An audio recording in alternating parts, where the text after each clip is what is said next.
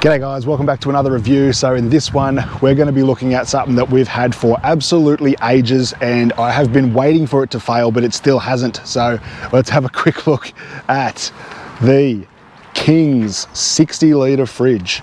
I know these guys get an absolute horrible rap, Kings, but Adventure Kings, 4-Drive Super Center, whatever you want to call them. But this unit, I've wanted to do a bit of a review on for a long time, but I really wanted to give it a fair shake and make sure that I didn't promote this thing or say it was dog shit until I really knew for sure. So let's get straight into it. So the model we've got is, I don't think it's their current model. I think this is an older one, but this is the 60 litre 240 and 12 volt fridge from Kings. Now, when they say 240, they are not genuine about 240. By 240, they mean it's a 240 volt fridge adapter. They'll give you a 240 to 12 volt transformer. That's all it is. So it's purely a 12 volt fridge. Now, with this fridge, you've got 3 settings down here. Now, that is for your battery protect. So 1, 2, and 3. So setting 1 is nearly no protection for your battery. Setting 2 is maximum protection for your battery. And setting 3 is for basically running on 240 when you know the battery is not going to go flat at all. Obviously, you've got your on-off switch here and your power cable just plugs straight into the front there.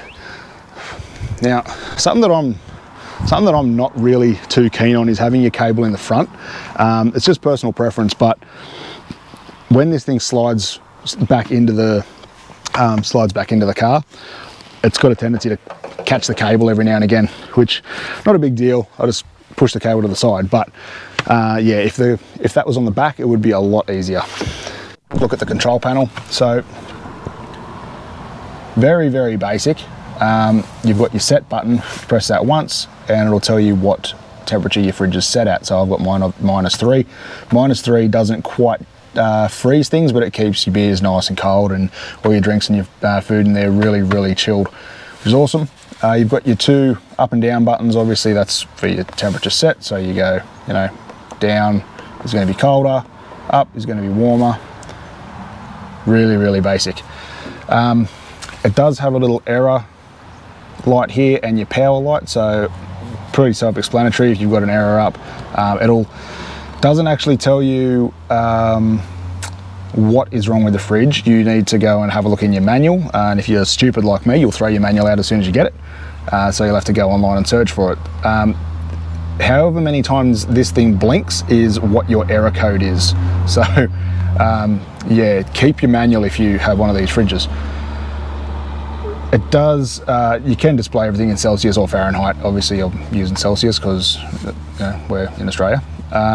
So if you hold this button down though, your set button for, I think the manual says at least 7 seconds. I don't know what at least means. It should just be exactly 7 seconds or not. Let it go. You come up with you've got your efficient charge, efficient cooling, or you can go up to forced cooling. So your forced cooling is will drain a little bit more power. I haven't noticed that much of a difference. I do notice that it will drain more power from your battery, definitely.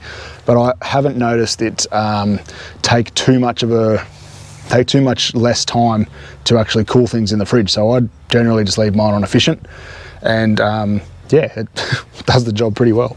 So you can see I've got the protective bag that came in one of those Kings Super Center combo deals.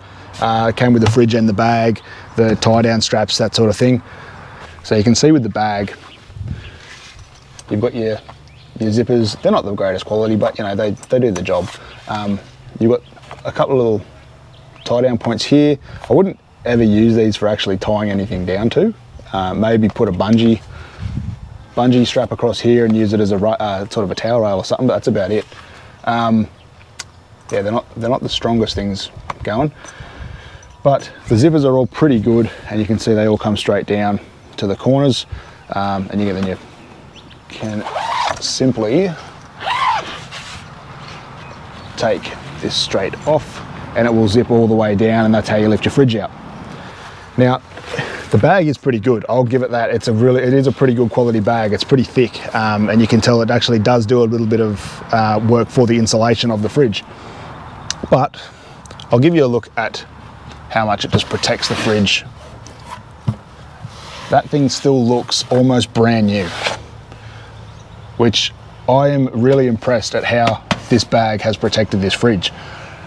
And I've still got a little bit of stuff in there, but yeah, this thing is almost exactly the same as the day I bought it, which is a credit to it. I know they do cop a lot of flat Kings, but some stuff they bring out just seems to work. And in my opinion, this is one of them. This thing has not missed a beat for me, so I am pretty stoked with it. But one of the things that I am actually pretty impressed with is that Kings have used the genuine C-cop compressor. They are using a genuine C-cop compressor. I didn't believe it when I first heard about, when I first bought this fridge.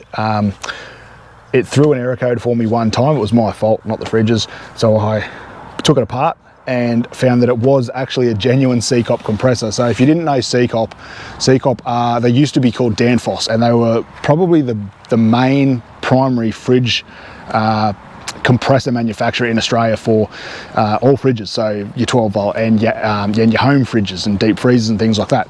So really good quality gear, really good quality compressor. That's something I was really impressed with when I first opened this thing up. Something that I wasn't really happy with when it first rocked up was the cigarette cigarette plug that it comes with is horrible.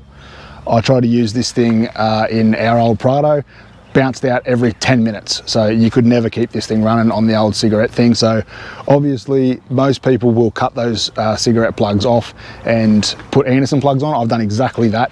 I've put an Anderson plug on there and I've had no dramas since. I've also done that to the transformer that it comes with. So the 240 volt transformer comes with like a portable cigarette socket. Straight away, as soon as I put the Anderson plug on, cut the other one off and made that an Anderson plug on the transformer as well. Only downside there is if someone else has a cigarette one now or needs sort of a portable cigarette 240 volt adapter, I can't land it out, can't use it for anything else.